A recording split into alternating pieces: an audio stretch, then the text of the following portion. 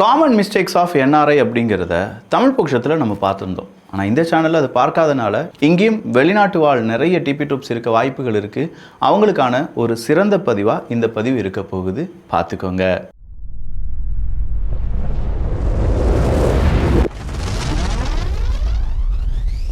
நிறைய NRIs mostly எல்லாருமே வெளியில் போகிறது எதுக்காக? இந்தியாவை விட்டுட்டு, இந்தியாவினுடைய உறவுகளை விட்டுட்டுலாம் வெளியில் போகிறது.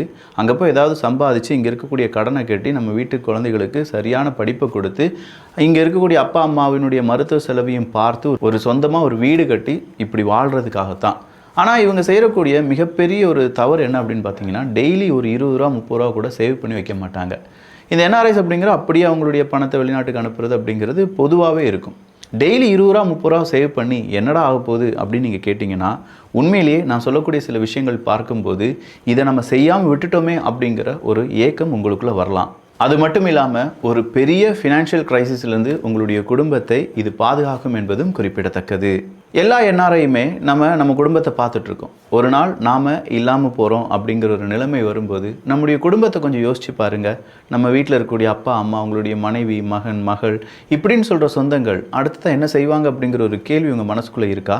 ஏன்னா ஏகப்பட்ட சோஷியல் மீடியாவை பார்க்குறோம், நிறைய நியூஸ் சேனல் பார்க்குறோம். யங் ஏஜில் இருக்காங்க, விளையாண்டுட்டு இருக்காங்க, திடீர்னு நடந்து போகிறாங்க, மயங்கி விழுறாங்க, என்னமோ ஆயிடுது, நிறைய ஆக்சிடென்ட்ஸ் நடந்துட்டுருக்கு. இது எல்லாம் நமக்கு நடக்காது அப்படின்னு சொல்லி நம்மளால் ஷூராக சொல்ல முடியுமா?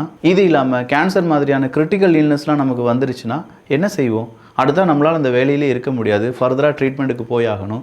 இது எல்லாம் தான் நம்முடைய ஃபினான்ஷியல் கிரைசிஸ் அப்படின்னு நான் சொல்கிறேன். ஸோ இந்த மாதிரியான நேரத்தில் உங்களுடைய மனைவியோ உங்கள் அப்பாவோ அம்மாவோ வேறு யாரிடமோ கையேந்தி உதவிகள் கேட்க வேண்டியதாக இருக்கும். இல்லை நீங்கள் சேர்த்து வச்சுருக்கக்கூடிய நகை, பணம் இது எல்லாத்தையுமே செலவு பண்ண வேண்டியதாக இருக்கும், அடகு வைக்க வேண்டியதாக இருக்கும். இதெல்லாம் யோசிச்சு கூட பார்க்க முடியல. இதனால தான் என்ஆர்ஐஸ் கண்டிப்பாக ஒரு டேர்ம் இன்சூரன்ஸ் எடுத்து வச்சுக்கோங்க அப்படின்னு சொல்கிறது. அது மட்டும் இல்லாமல் அகெயின் அண்ட் அகெயின் இது போஸ்ட்பான் பண்ணுறதுக்கான ஒரு விஷயம் கிடையாது. ஸோ இது நம்முடைய குடும்பத்தை பெரிய அளவில் பாதிக்கக்கூடிய ஒரு விஷயம் தான்.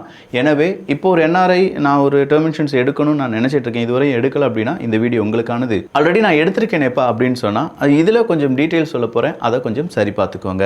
நான் முதலே சொன்ன மாதிரி என்ஆர்ஐ இந்த டேர்ம் இன்சூரன்ஸ் அப்படிங்கிறது ஒரு ஆப்ஷனல் கிடையாது, கண்டிப்பாக இது மஸ்ட். எல்லாருமே எடுத்திருக்க வேண்டிய ஒன்று தான். ஸோ இது அப்சல்யூட்லி நெசசரி, அதில் யாருக்கும் மாற்றுக்கருத்து இருக்க வேண்டாம். அதே மாதிரி நம்ம குடும்பம் நமக்கு பிறகும் நல்லபடியாக இருக்கிறத நம்மளால் உறுதி செய்ய முடிகிறது இந்த ஒரு இன்சூரன்ஸ் வழியாக மட்டும்தான். நிறைய விஷயங்கள் டிஸ்கஸ் பண்ண போகிறோம் அப்படின்னு சொல்லியிருந்தோம். ஸோ உங்களுக்கு ஒரு என்ஆர்ஐ ஃப்ரெண்ட் இருக்காங்க, இல்லை என்ஆர்ஐயில் ஒரு ஃபேமிலி மெம்பர் இருக்காங்கன்னா இதெல்லாம் பார்த்து முடித்த பிறகு இந்த வீடியோ அவங்களுக்கும் ஷேர் பண்ணிடுங்க. ஃபர்ஸ்ட் மிஸ்டேக் என்ன அப்படின்னு பார்த்தா, என்ஆர்ஐஸ் நோ டேர்ம் இன்சூரன்ஸ் அப்படின்னு சொல்லியிருப்பாங்க. டேர்ம் இன்சூரன்ஸை எடுக்காமல் விட்டுருப்பாங்க. பட் இந்த மிஸ்டேக்கை ரெக்டிஃபை பண்ணுறதுக்கு டேர்ம் இன்சூரன்ஸ் நெசசரி அப்படின்னு சொன்னேன். லைஃப் இன்சூரன்ஸ்லேயே one of the best insurance term insurance தான்.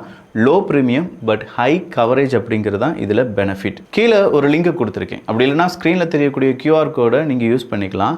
அதில் உங்களுடைய சுய விளம்பரமான பெயர் மற்றும் ஏஜில் என்ட்ரு பண்ணால் 2 கோடி ரூபாய் வரையான கவரேஜுக்கு 823 ரூபாயிலேருந்து நிறைய பிளான்ஸ் உங்களால் பார்க்க முடியும். இதான் சொன்னேன், term insurance low premium but coverage அப்படிங்கிறது வெரி ஹியூஜாக இருக்கும் அப்படின்னு சொன்னது. அதே நேரத்தில் ட்ரெடிஷ்னல் இன்சூரன்ஸ் எல்லாம் நம்ம எடுத்து பார்த்தோம்னா ப்ரீமியம் ரொம்பவே ஹையாக இருக்கும், பட் கவரேஜ் அப்படிங்கிறது ரொம்ப ரொம்ப ரொம்ப லோவாக இருக்கும். அதனால் ஹை ப்ரீமியம் இருக்கக்கூடிய இன்சூரன்ஸை நீங்கள் எடுத்து வச்சுருக்கீங்கன்னா நம்ம ஃபேமிலியும் ரிஸ்கில் இருக்காங்க என்பது தான் அர்த்தம். ஸோ இன்வெஸ்ட்மெண்ட் அப்படிங்கிறதெல்லாம் செய்கிறதுக்கு முன்னாடி எய்தர் அது ஆர்டி, எஃப்டி எந்த இன்வெஸ்ட்மெண்ட் வேணாலும் நீங்கள் எடுத்துக்கோங்க.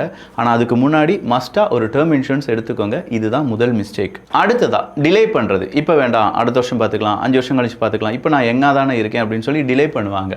நான் சொன்ன அந்த லிங்கில் போய் நீங்கள் உங்களுடைய ஏஜை கொடுங்களேன். ஃபர்ஸ்ட் ஒரு 26 அப்படின்னு சொல்லி கொடுங்க, அதில் ஒரு ப்ரீமியம் காண்பிக்கும். அதுலேயே உங்களுடைய ஏஜை 36 மாற்றுங்க, இன்னொரு ப்ரீமியம் காணிக்கும், கொஞ்சம் கூடுதலாக இருக்கும்.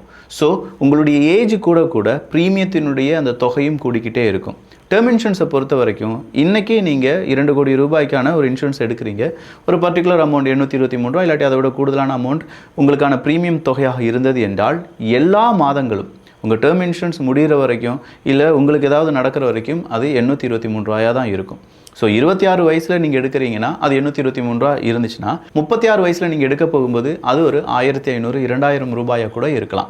ஸோ எவ்வளவு யங் ஏஜில் நம்மளால் இந்த டேர்ம் இன்சூரன்ஸ் எடுக்க முடியுமோ அவ்வளவு யங் ஏஜில் இது எடுத்துடணும். எனக்கு ஏஜ் 25 தானே, ஒரு 40 வயசில் நான் எடுத்துக்கிறேன்ப்பா அப்படின்னு சொன்னால் இந்த 25லேருந்து 40 இதுக்குள்ளே ஏதாவது நடந்துருச்சுன்னா நமக்கு யாருக்கும் நடக்காதுன்னு சொல்ல முடியாது, இல்லை நடக்கணும்னு சொல்ல முடியாது.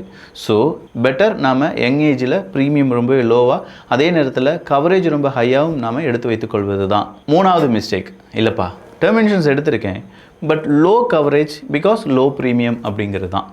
இப்போது உங்களுக்கு ஒரு வயசு 25ன்னு வச்சுக்கோங்களேன், உங்களுடைய கடன் இல்லாட்டி ஒரு மாத செலவு 50,000 ரூபான்னு வச்சுக்கோங்க. நீங்கள் ஒரு 50 லட்சம் ரூபாய்க்கு என்ன போடுறீங்க, ஒரு டேர்ம் இன்சூரன்ஸை போடுறீங்க. 50 லட்சம் ரூபா பெரிய விஷயம், 25 வயசுலேயே நீங்கள் போட்டுட்டீங்க.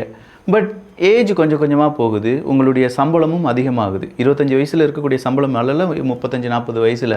ஸோ 40 வயசு வரும்போது உங்களுடைய செலவுகள் 50,000 விட பல மடங்கு உயர்ந்திருக்கும். அப்போது ஒரு கட்டத்துக்கு மேலே உங்களுடைய ஒரு மறைவுக்கு பிறகு 50 லட்சம் ரூபாய் தான் நம்ம குடும்பத்துக்கு கிடச்சிச்சுன்னா, அந்த நேரத்தில் 15 வருஷத்துக்கு பிறகு 50 லட்சம் ரூபாய் ரொம்பவே கம்மியாக தோணும். அதனால தான் ஒரு மாதத்துக்கு இப்போது நீங்கள் டேர்ம் இன்சூரன்ஸ் எடுக்க போகிறீங்கன்னா உங்களுடைய செலவுகளை கால்குலேட் பண்ணி அதிலிருந்து 20 மடங்காவது உங்களுடைய டேர்ம் இன்சூரன்ஸினுடைய கவரேஜ் இருக்கணும். ஸோ 50,000 ரூபாய் உங்களுடைய செலவு அப்படின்னா 20 மடங்கு அப்படின்னு சொல்லும்போது கண்டிப்பாக 1 கோடியாவது உங்களுடைய கவரேஜாக இருக்கணும். அதுதான் ரொம்பவே சேஃப். ஸோ உங்களுடைய கவரேஜை பொறுத்து நீங்கள் எந்த ப்ரீமியம் கட்டணும் அப்படிங்கிறதெல்லாம் தெரிந்து கொள்வதற்கு கீழே இருக்கக்கூடிய லிங்கை நீங்கள் சொடக்கி இந்தியாவில் இருக்கக்கூடிய ஒரு டேர்ம் இன்சூரன்ஸ் எடுக்கலாம். பட் இப்போ உங்களுக்கு ஒரு கேள்வி வரும், ஒய் இந்தியா அப்படிங்கிறது தான். நான் வாழக்கூடிய நாட்டிலேயே நான் டேர்ம் இன்சூரன்ஸ் எடுத்தா என்ன? இந்தியாவில் டேர்ம் இன்சூரன்ஸினுடைய ப்ரீமியம் அப்படிங்கிறது பிற நாடுகளை விட 30-50% குறைவு. நீங்கள் என்ஆர்ஐயாக இருக்கிறதுனால உங்களுக்கு ஜிஎஸ்டி கட்ட வேண்டாம். அது இல்லாமல் நான் கொடுத்த லிங்க் வழியாக நீங்கள் எடுக்கும்போது எகெயின் உங்களுக்கு ஒரு 5% வரை டிஸ்கவுண்ட் கிடைக்க வாய்ப்புகள் இருக்குது. ஸோ 18%, 5% வரை டிஸ்கவுண்ட் அப்படின்னு சொல்லும்போது 23% வரை டிஸ்கவுண்டுடன் உங்களால் இந்தியாவில் ஒரு டேர்ம் இன்சூரன்ஸை எடுக்க முடியும். கிளைம் ப்ராசஸ் அப்படிங்கிறது 24/7. ஜஸ்ட் உங்களுக்கான அந்த கான்டாக்ட் நம்பர், அது கூடவே இதுக்கான ஒரு டோல் ஃப்ரீ நம்பரை உங்களுடைய குடும்ப உறுப்பினர்களிடம் கொடுத்து விடுங்கள். ஸோ கிளைம் பண்ணுற ப்ராசஸும் சிம்பிளாக தான் இருக்க போகுது. அப்படின்னா 4வது மிஸ்டேக் இருக்கான்னு கேட்டால் இருக்கே, ரைடர்ஸ் எடுக்காமல் விடுறது தான். இந்த ரைடர்ஸ் அப்படிங்கிறது எக்ஸ்ட்ரா ப்ரொடெக்ஷன். உதாரணத்துக்கு ஒரு கிரிட்டிக்கல் இல்னஸ், கேன்சர் மாதிரியான ஒரு நோய் நம்மளை தாக்கிடுச்சுன்னா அடுத்ததான் நம்மளால் ஜாபுக்கு போக முடியாது. இந்த மாதிரியான சுச்சுவேஷனில் கிரிட்டிக்கல் இல்னஸ் ரைடர் நீங்கள் எடுத்திருந்தீங்கன்னா, ஒரு 50 லட்சம் ரூபாய்க்கு எடுத்திருந்தீங்கன்னா, கேன்சர் மாதிரியான அந்த ஒரு நோய் வந்த உடனே 50 லட்சம் ரூபாயை உங்களுடைய அந்த இன்சூரன்ஸ் நிறுவனம் கொடுத்தே ஆக வேண்டும். அது கூடவே உங்களுக்கு ஆக்சிடென்டல் டிசேபிலிட்டிலாம் வந்துருச்சு அப்படின்னாலோ அதற்கான ரைடர்ஸை நீங்கள் சேர்த்துருந்தீங்கன்னா, கண்டிப்பாக ஒரு 50 லட்சம் ரூபாய்க்குலாம் ஆக்சிடென்டல் டிசேபிலிட்டி போட்டிருந்தீங்கன்னா அது ஒரு 50 லட்சம் ரூபாயாக உங்களுக்கு வந்துடும். இல்லை ஆக்சிடென்டல் டெத் அப்படின்னா ஒரு 50 லட்சம் ரூபாய்னா 1 கோடி ரூபாய் ஆல்ரெடி உங்களுடைய கவரேஜ் கிடைக்கும். அது கூடவே நீங்கள் போட்டிருந்த ஆக்சிடென்டல் டெத் அப்படிங்கிற ரைடர்ஸ் வழியாக 50 லட்சம் ரூபாய் எக்ஸ்ட்ராவும் கிடைக்கும். அடுத்ததா எந்த கம்பெனியை செலக்ட் பண்ணுறது, அதுதான் ரொம்ப இம்பார்ட்டண்ட். செட்டில்மெண்ட் ரேஷியோ அப்படின்னு சொல்லுவாங்க. 96, 97, 98, 100 அப்ளிகேஷன் வருது அப்படின்னா அதில் 98 பேருக்கான செட்டில்மெண்ட்டு நாங்கள் செஞ்சுருக்கோன்னா அவங்களுடைய பர்சன்டேஜ் 98%. பட் அந்த 2 பேர் யாருக்கோ 2 பேருக்கு கொடுக்காமல் விட்டுட்டாங்களே, அது ஏன் அப்படின்னு கேட்டால் அவங்களுடைய கவரேஜ் அமௌண்ட் ரொம்பவே ஹையாக இருக்கும். ஸோ கவரேஜ் அமௌண்ட் ரொம்ப ஹையாக இருக்கக்கூடிய நபர்களுக்கு அவங்க செட்டில்மெண்ட் கொடுக்கலன்னா அதுவும் தப்பு தானே. அப்போ கம்பெனியை செலக்ட் பண்ணும்போது செட்டில்மெண்ட் ரேஷியோ மட்டும் பார்க்கக்கூடாது, claim settlement by value ratio நம்ம பார்க்கணும். ஸோ கிளைம் செட்டில்மெண்ட் மட்டும் இல்லாமல் கிளைம் செட்டில்மெண்ட் பை வேல்யூ ரேஷியோவும் ஒரு நிறுவனத்தை பார்த்து அந்த நிறுவனம் வழியாக நீங்கள் ஒரு டேர்ம் இன்சூரன்ஸ் எடுத்தீங்கன்னா ரொம்பவே சிறப்பானதாக இருக்கும். ஸோ நான் இவ்வளோ நேரம் சொன்னது எல்லாமே ரொம்ப இம்பார்ட்டன்ட் தான். பட் நிறைய பேர் இதை ஃபர்கெட் பண்ணிடுவாங்க. அப்படி இல்லைனா அடுத்த நாள் அப்படின்னு சொல்லி தள்ளி வச்சுட்டே போயிட்டே இருப்பாங்க.